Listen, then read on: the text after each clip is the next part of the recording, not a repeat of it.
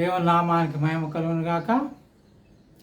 ప్రియ దైవ జనాంగమా, మీ అందరికీ ప్రభునామ పేరిట వందనాలు చెప్పుకుంటున్నాను. దేవుని వాక్యాన్ని ధ్యానించుకుందాం.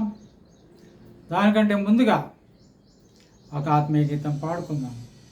దానికంటే ముందుగా ఒక చిన్న ప్రార్థన చేసుకుందాం. ప్రార్థన. మమ్మల్ని మిక్కిలిగా ప్రేమించిన మా గొప్ప దేవ స్తోత్రం నాయన, మరొకసారి మేము సెలవు తీసుకొచ్చిన తండ్రి, దేవా వాక్యాన్ని ధ్యానించినగా నాతో మాతో మాట్లాడిన ప్రభా. దేవా మరి ఎవరైతే ఈ యొక్క ప్రోగ్రామ్ వీక్షిస్తున్నారో వారి కుటుంబాన్ని దీవించిన ప్రభా. దేవా మరి చక్కటి ఆత్మీయ గీతం పాడేటువంటి కుమార్తెలు గ్రేస్ అండ్ మర్సీ తోడుమని మమ్మల్ని అందరినీ దీవించమని త్వరలో నుండి మా ప్రభును మా రక్షణ యేసు క్రీస్తునామున ఆడికి వేడుకుంటున్నాం తండ్రి, ఆమేన్. మన మధ్య మా ఇద్దరు కుమార్తెలు గ్రేస్ అండ్ మర్సీ ఉన్నారు. వారు వచ్చి చక్కటి ఆత్మీయ గీతం పాడతారు. మరి జూన్ 12వ తారీఖున భయంకరమైనటువంటి విమాన ప్రమాదం జరిగింది. మరి దాన్ని గుర్తు తెచ్చే విధంగా మరి పాట ఉంటుంది, అర్థవంతంగా ఉంటుంది.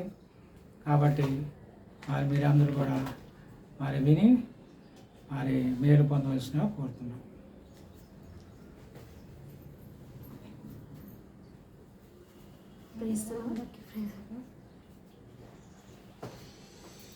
ఆలోచించావా ఆలోచించావా ఏ సమయములో ఏమవుతుందో అని ఆలోచించావా ఆలోచించావా ఆలోచించావా ఏ సమయములో ప్రభు పిలుపుందో అని ఎవరికి తెలియదుగా.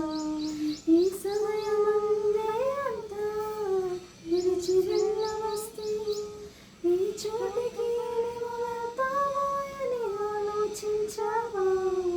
ఈ సమయమందే అంతా కనుమరుగైపోతే ఈ చోటికి వెళ్తావా అని ఆలోచించావా ఆలోచించావా ఆలోచించావా ఈ సమయములో ఏమవుతుందో అని ఆలోచించావా ఆలోచించావా ఆలోచించావా ఈ సమయములో ప్రభు పిలుపుందో అని ఆలోచించావా. ఏదేదో అనుకుంటాము, ఏవేవో కలగంటాము, వ్యర్థమైన లోకాశలకు లోబడుతూ ఉంటాము. ఏదేదో అనుకుంటాము, ఏవేవో కలగంటాము, వ్యర్థమైన లోకాశలకు లోబడుతూ ఉంటాము. ప్రభు నిన్ను చూచుచున్నాడని, తన ప్రేమతో పిలుచుచున్నాడని తెలిసి కూడా ఎంతో నిర్లక్ష్యం. మేలుకో ఓ సోదరా, రానయ్యుందిగా ప్రభు రాకడా. మేలుకో ఓ సోదరి, రానయ్యుందిగా ప్రభు రాకడా. ఆలోచించావా నేస్తం ఆలోచించావా ఏ సమయములో ఏమవుతుందో అని ఆలోచించావా. అన్నీ తెలుసనుకుంటాము, నాకేది కాదని తెలియకుండా సాతాను మోసపోతూ ఉంటాము. అన్నీ తెలుసనుకుంటాము, నాకేది కాదంటాము, తెలియకుండా సాతాను మోసపోతూ ఉంటాము. ప్రభు నిన్ను చూచుచున్నాడని, తన ప్రేమతో పిలుచుచున్నాడని తెలిసి కూడా ఎంతో నిర్లక్ష్యం. మేలుకో ఓ సోదరా, రానయ్యుందిగా ప్రభు రాకడా. మేలుకో ఓ సోదరి, రానయ్యుందిగా ప్రభు రాకడా. ఆలోచించావా నేస్తం ఆలోచించావా ఏ సమయములో ఏమో ఆలోచించావా ఆలోచించావా నేస్తం ఆలోచించావా ఈ సమయములో ప్రభు పిలుపుందో ఎవరికి తెలియదా ఈ సమయమందే కనుమరుగైపోతే ఈ చోటికి నీవు వెళ్తావా అని ఆలోచించావా ఈ సమయమందే విడిచి వెళ్ళి వస్తే ఈ చోటికి నీవు వెళ్తావా అని ఆలోచించావా ఆలోచించావా నిస్తం ఆలోచించావా ఈ సమయంలో ఏమవుతుందో అని ఆలోచించావా ఆలోచించావా నిస్తం ఆలోచించావా ఈ సమయంలో ప్రభు పిలుపుందే ఎవరికి తెలియదుగా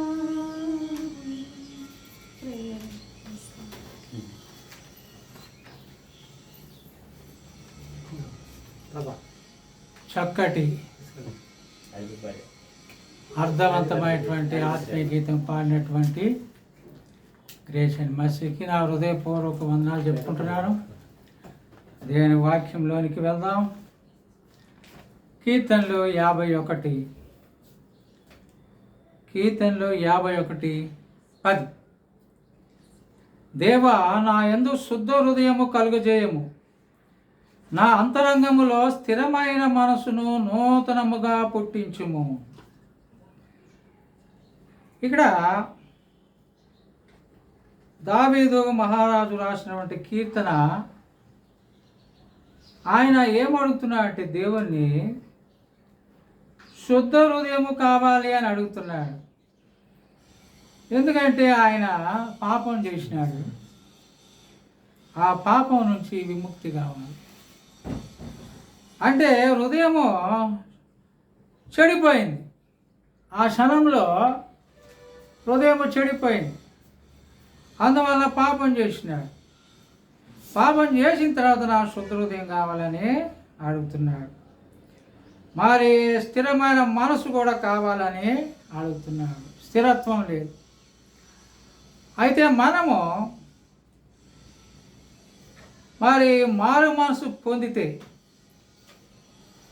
ప్రభు రక్తంలో మన యొక్క పాపాలన్నీ కడుక్కుంటే ప్రభు మనకి శుద్ధ హృదయాన్ని ఇస్తాడు. శుద్ధ హృదయం ఇచ్చిన తర్వాత ప్రతి దినము ప్రతి క్షణము కూడా మన యొక్క హృదయాన్ని కడుక్కుంటూ ఉండాలి, మనసుని కడుక్కుంటూ ఉండాలి. అప్పుడే మనం పాపంలో పడకుండా, శోధనలో పడకుండా ఉంటాము. మన యొక్క దృష్టి ప్రభు మీద పెట్టుకొని, మన యొక్క మనసు ప్రభు మీద పెట్టుకొని, వాక్యం మీద ప్రార్థన మీద ఉన్నప్పుడు శుద్ధ హృదయం అదే విధంగా కొనసాగుతూ ఉంటుంది. పాపంలో మనం కొన్నిసార్లు పాపంతో పోరాడవలసి వస్తుంది, కొన్నిసార్లు శోధనతో పోరాడవలసి వస్తుంది. అయితే మనం నిత్యము కూడా ప్రభు మీద ఆనుకున్నప్పుడు, ప్రభుని పూర్ణ హృదయంతో ప్రేమించినప్పుడు, ఆయన హత్తుకున్నప్పుడు, ఆయన వెంబడించినప్పుడు పాపంలో పడటానికి ఆస్కారం ఉండదు. అయితే యవనస్తుల విషయంలో కొంచెము అది వేరుగా ఉంటుంది. మరి యవనస్తుల గురించి వాక్యం ఏమి సెలవిస్తుంది అంటే, వారు తప్పక తొట్టిల్లుతారని సెలవిస్తుంది. ఎందుకంటే వారు మరి వయసు అటువంటిది కాబట్టి వారు తప్పకుండా తొట్టిల్లుతారు, పాపంలో పడతారని సెలవిస్తుంది. అందుకని మరి వాక్యం ఏం చదివంటే పూర్ణ హృదయం అంటుంది. 100%. నువ్వు 1% కూడా ఎవరిని ప్రేమించడానికి వీలు లేదు. 100% కనుక నువ్వు ప్రభుని ప్రేమిస్తే నువ్వు ప్రేమలో పడవు, పాపంలో కూడా పడవు. సరే, అయితే ఇక్కడ శుద్ధ హృదయం రాకముందు మనిషి మరి ఎటువంటి స్వభావం కలిగి ఉంటాడు అనే 4 పాయింట్లు మనం చూసుకుందాం. మొట్టమొదటిది సామెతలు 6వ అధ్యాయం. సామెతలు 6:14. ఒక మనిషి శుద్ధ హృదయము రాకముందు, మారు మనసు పొందకముందు, దేవుణ్ణి తెలుసుకోకముందు, వాక్యము ఎరగకముందు వాడి యొక్క స్వభావం ఎలా ఉంటుందో 4 పాయింట్లో చూసుకుందాం.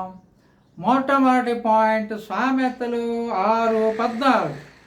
వాని హృదయము అతి మూర్ఖ స్వభావము కలది, వాడెల్లప్పుడు కీడు కల్పించుచు జగడములు పుట్టించు.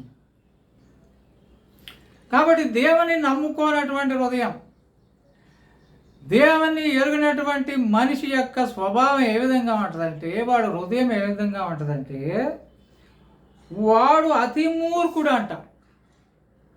అతి మూర్ఖమైనటువంటి పనులు చేస్తూ ఉంటాడు. ఎందుకంటే వాడికి దేవుని భయం లేదు కాబట్టి, మనుషుల భయం లేదు కాబట్టి, వాడికి ఎప్పుడు కూడా పాపం చేయాలని ఆతృత కలిగి ఉంటాడు.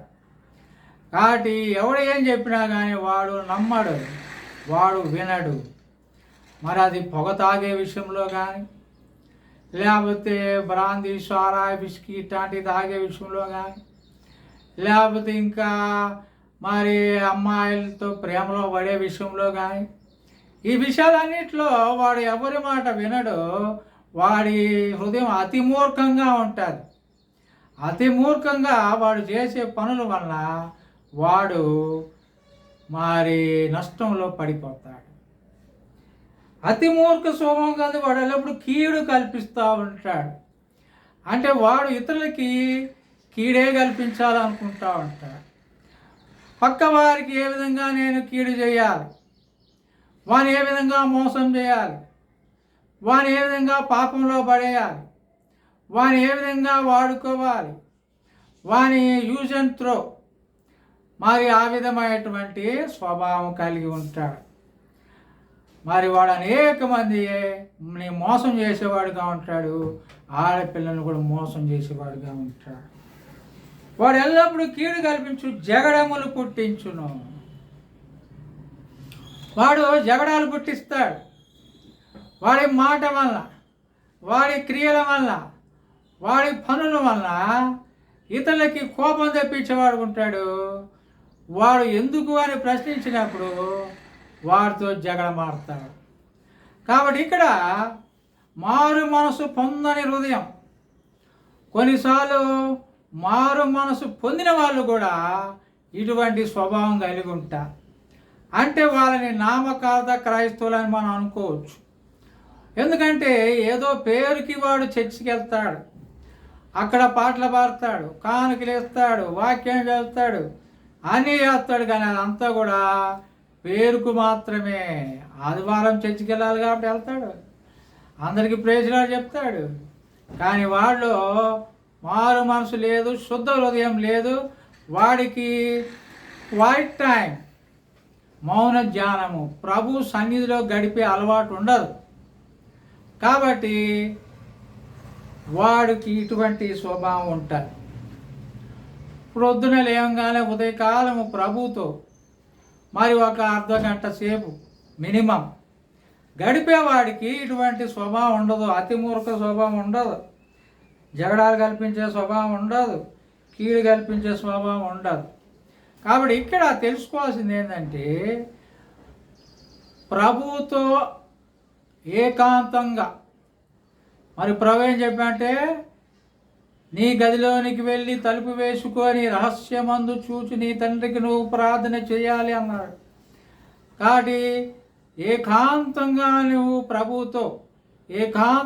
ప్రభువుతో గడిపే మరి అలవాటు ఎవరికైతే ఉండదో, వాడు పాస్టర్ కానీ, పాస్టర్ అమ్మ కానీ, విశ్వాసి కానీ ఎవడైనా సరే ఉదయకాలమున ప్రభువుతో కొన్ని నిమిషాలు, నీకు టైం ఉంటే కొన్ని గంటలు కూడా గడపచ్చు.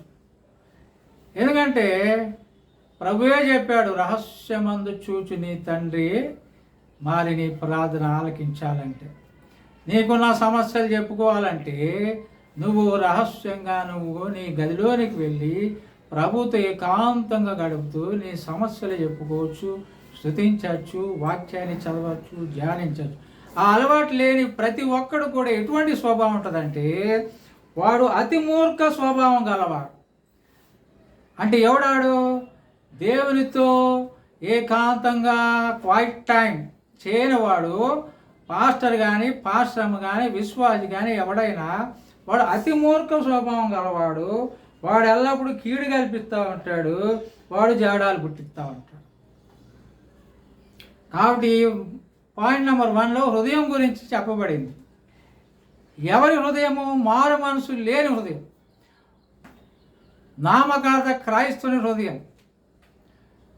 ఒకవేళ చర్చికి వెళ్తున్నాడు, వాడు పాటలు పాడుతున్నాడు, ఇవన్నీ ఉన్నా కానీ వాడు దేవునితో ఏకాంతంగా గడిపే సమయం లేకపోతే, అలవాటు లేకపోతే వాడు అతి మూర్ఖుడు, కీడు కల్పించేవాడు, జగడాలు పుట్టించేవాడు. వాడు ఎవడైనా సరే. రెండో పాయింట్ మనం చూసుకుందాం. రెండో పాయింట్ రోమీయులకు రాసిన పత్రిక 8వ అధ్యాయం, రోమా 8.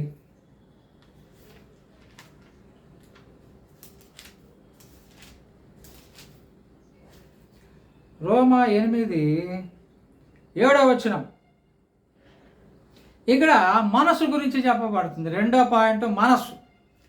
ఫస్ట్ పాయింట్ హృదయం, రెండో పాయింట్ మనస్సు. రోమా 8:7 ఏలనగా శరీరానుసారమైన మనస్సు దేవునికి విరోధమై ఉన్నది, అది దేవుని ధర్మశాస్త్రమునకు లోబడదు, ఏ మాత్రమును లోబడనేరదు. కాగా శరీర స్వభావం గలవా దేవుని సంతోషపరచ నేరరు. కాబట్టి ఇక్కడ రెండోది మనస్సు, రెండో పాయింట్. ఈ మనసు గలవారు దేవునికి విరోధమైన పనులు చేస్తూ ఉంటారు. మరి దేవుని వాక్యానికి లోబడరావు, ఏ మాత్రం కూడా వాక్యం చెప్పిన దానికి లోబడరు. అంటే పండు తినద్దంటే తినటం, తినమంటే తినకుండా ఉండటం, చేయమంటే చేయకుండా ఉండటం, చేయొద్దంటే చేయటం. ఇది దేవునితో ఏకాంతంగా గడపనటువంటి మనిషి యొక్క స్వభావంలో రెండో పాయింట్ ఇది. వాడు విశ్వాసి కానీ పాస్ కానీ పాశ్రమ కానీ ఎవడైనా సరే వాళ్ళు ఉదయకాలం లేవంగానే దేవునితో గడపనే పాస్టర్ అమ్మ వీళ్ళందరూ కూడా వాళ్ళు వాక్యానికి లోపడరు. ఇతరులకు వాక్యం చెప్తారు కానీ వాళ్ళు లోపడరు. వాళ్ళు ప్రార్థనే చేసుకుంటారు. వాళ్ళు ఏదో చర్చికి వెళ్ళి వాక్యం చెప్తారు కానీ వాళ్ళకు ప్రార్థన ఉండదు, దేవుని భయం ఉండదు, దేవుని వాక్యం ప్రకారం నడుచుకోవాలని ఉండదు, ఏది ఉండదు. కాబట్టి ఇది రెండో పాయింట్ మనసు గురించి. ఈ మనసు దేవునికి విరోధమైన మనసు అన్నమాట. దేవుని వాక్యానికి విరోధమైన మనసు గలవారు వాళ్ళంతా కూడా. కాబట్టి వారందరితో కూడా మనం జాగ్రత్తగా ఉండాలి. మొట్టమొదటి హృదయం, రెండోది మనస్సు. మరి మూడోది ఏందో చూద్దాం. యాకోబు పత్రిక 3వ అధ్యాయం, యాకోబు 3.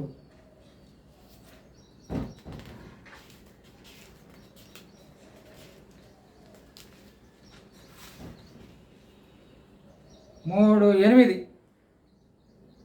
ఏ నరుడును నాలుకను సాధు చేయనేరడు, అది మరణకరమైన విషముతో నిండినది, అది నిరర్గలమైన దుష్టత్వమే.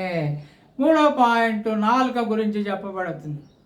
మరి ఎవరైతే మారు మనసు లేనివారు, ఎవరిలో అయితే శుద్ధ హృదయం లేదు, ఎవరైతే ప్రతి నిమిషం యేసు రక్తంలో తమ పాపాన్ని కడుక్కోరో, మరి ఎవరైతే ప్రభుతో ఏకాంతంగా గడపరో, అటువంటి అలవాటు లేని వారికి నాలుక విషపూరితమైందంట, నిండా విషమేనంట.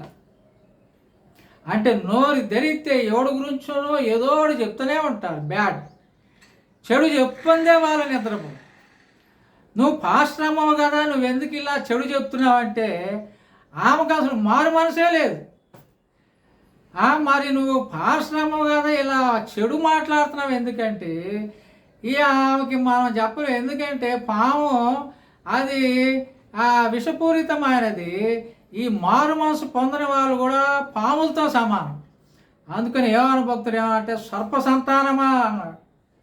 అంటే సర్పాలకు పుట్టిన వాళ్ళు మీరంతా మనుషులు కాదు, మీరు పాములకు పుట్టిన వాళ్ళు. అందుకనే మీ నాలుక విషంతో కూడినది. ఎవడి గురించి మంచి చెప్పడం, వాడు పాస్టర్ అయినా పాశ్రమైనా వాడు నోరు తెరిస్తే వాడి గురించి వీడి గురించి చెడే. అంటే వారికి మారు మనసు అనేది లేదు. ఏదో జీవనోపాధి పాస్టర్గా జీవనోపాధి చేస్తుండే కాబట్టి కానుకలు వస్తున్నాయి, డబ్బులు వస్తున్నాయి, బర్త్డేలకు వెళ్ళాడు, మ్యారేజ్ డేలకు వెళ్ళాడు, కానుకలు తీసుకున్నాడు. ఇది ఒక వ్యాపారం అనమాట. కాబట్టి ఇట్లాంటి వాళ్ళకి మారు మనసు ఉండదు. అది కూడా ఒక ఉద్యోగంలా చేస్తూ ఉంటారు. కాబట్టి 3వ పాయింట్ నాలుక. ఈ నాలుక విషంతో కూడింది.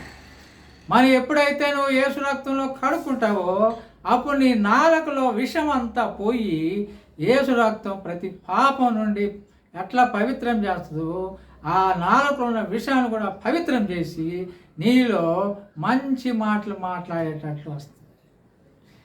నోరేదైతే వాక్యమే వస్తుంది.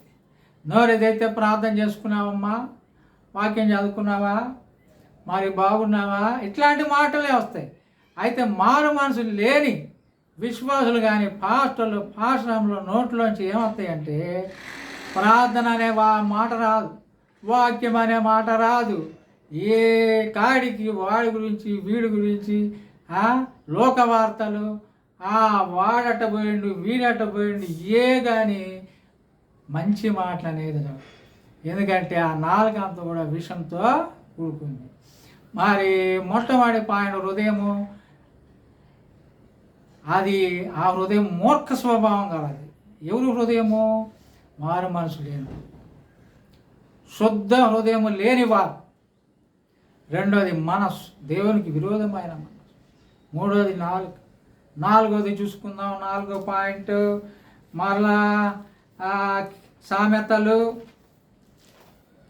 6వ అధ్యాయానికి వెళ్దాం. సామెతలు 6:13.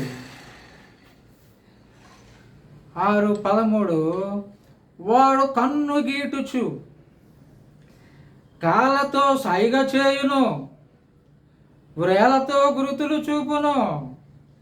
ఇక 4వ పాయింట్ మహాభయంకరమైనది అనమాట. వాడు మారు మనసు లేనివాడు, శుద్ధ హృదయం లేనివాడు, ప్రభుతో ఏకాంతంగా గడపనివాడు, ఏకాంతంగా ప్రార్థన చేయనివాడు, ఏకాంతంగా వాక్యాన్ని ధ్యానించినవాడు, ఏకాంతంగా ప్రభుతో మాట్లాడని వాడు 4వ పాయింట్ ఏం చేస్తాడంటే కన్ను గీటుచు. అంటే మన భాషలో చెప్పాలంటే కన్ను కొడతా ఉంటాడంట. ఎవడికి కన్ను కొడతా ఉంటాడంటే వాడికి అడ్డం వచ్చిన వాళ్ళందరికీ, ఎదురు వచ్చిన వాళ్ళందరూ కన్ను కొడుతూనే ఉంటారు. చిన్న పెద్ద ఆడ మగ ఎవరు లేరు ఆడికి. ఎవడికి కనిపించినా కన్ను కొడుతూనే ఉంటాడు. అంటే కన్ను కొట్టడం అంటే పాపం చేయడానికి ప్రోత్సహించడం అనమాట. మరి చిన్నపిల్లలకి రేపులు జరుగుతున్నాయి అని అంటే ఇట్లాంటి వాడే చేసేది. కాబట్టి వాడు విశ్వాసే, వాడు పాస్టరేవా పాస్టర్ అమ్మే. అయినా కానీ ఎవడన్నా కనిపించిందంటే ఈ కన్ను కొడతా ఉంటాడు. ఇక్కడ వాక్యమే చెప్తుంది, నేను చెప్పట్లా. వాడు కన్ను గీటుచు కాళ్ళతో సైగ చేయను. వాడు కళ్ళతో సైగలు చేయటమే కాదంట, కాళ్ళతో కూడా సైగలు చేస్తాడంటే ఏమని పాపం చేద్దామని. అంటే ఎదురెదురు కూర్చున్నాడు అనుకో, వాడు ఇక కాళ్ళు కదిలిస్తూ ఉంటాడనమాట. ఆ రకమైనటువంటి పాపాలు చేస్తూ ఉంటాడు. ఇంకా దేవుని వాక్యం ఏం చెప్తుందంటే వాడు వ్రేలతో గుర్తులు చూపును. అంటే చేతులతో కూడా సాగి చేస్తూ ఉంటాడంట. చేతులతో కూడా ఏదేదో ఎక్కడెక్కడో పెట్టుకొని ఎక్కడెక్కడో చేస్తూ ఉంటాడు అనమాట. అంటే వాడు కళ్ళతో సైగలు చేస్తూ ఉంటాడు పాపం చేద్దామని, కాళ్ళతో సైగలు చేస్తూ ఉంటాడు పాపం చేద్దామని, వాడు చేతులతో కూడా సైగలు చేస్తూ ఉంటాడంట పాపం చేద్దామని. కాబట్టి ఇంత దుర్మార్గుడు. వాళ్ళు దేవుడు చేతులు కాళ్ళు కళ్ళు ఇచ్చింది పాపం చేయటానికి సైగలు చేయమని కాదు. వాడు చేస్తున్నాడు. వాడు ఎంత దుష్టుడో మీరు అర్థం చేసుకోవచ్చు. ఇంకా జుగుప్సాకరమైనటువంటి పనులు చేస్తూ ఉంటారు చేతులతో. అందుకని వాక్యం ఏం సెలవిస్తుందంటే, ప్రభువారే సెలవిచ్చారు, నీ చెయ్యి నిన్ను అభ్యంతరపరిస్తే దాన్ని నరికేసుకొని పడేసేయి. నువ్వు అంత జుగుప్సాపరమైన పనులు చేసి నరకానికి ఎందుకు వెళ్తావు? నీ కన్ను నేను అభ్యంతరపడితే పీకేసుకో. నువ్వు కనిపిన ప్రతివాడు కన్ను కొట్టి నువ్వు నరకానికి ఎందుకు వెళ్తావు 2 కళ్ళు పెట్టుకొని? కాబట్టి ఇక్కడ దేవుని వాక్యము అద్దము లాంటిది, దేవుని వాక్యము సుత్తి లాంటిది, దేవుని వాక్యము కత్తి లాంటిది. ఇక్కడ కత్తి లాంటి మాటలు చెప్తున్నాడు. దేవుని వాక్యంలో కత్తి లాంటి మాటలు ఏంటంటే, కన్ను గీటుచు, కన్ను కొడతాడంట, చేతులతో సాయిగలు చేస్తాడంట, కాళ్ళతో సాయిగలు చేస్తాడంట, చేతులతో జుగుప్సాకరమైన జుగుప్స కలిగించే పనులు చేస్తామంటాడు. కాబట్టి వీరందరి గురించి కూడా మనం చాలా జాగ్రత్తగా ఉండాలి. వీరందరూ కూడా మనం దూరంగా ఉండాలి. ఇట్లాంటి పనులు ఎవరు చేస్తారంటే, శుద్ధ హృదయం లేనివాడు, మారు మనసు లేనివాడు, ప్రభుతో ఏకాంతంగా గడపనివాడు, రహస్యంగానే తలుపేసుకుని ప్రార్థన చేయవాడు ఇట్లాంటి పనులు చేస్తాడు. కాబట్టి వీరందరికీ కూడా మనం దూరంగా ఉందాం, మనం పరిశుద్ధంగా జీవిద్దాం, శుద్ధ హృదయం కలిగి జీవిద్దాం. దేవుడి వాక్యాన్ని నీరు కట్టి ఫలింపచేయను గాక. ఆమెన్.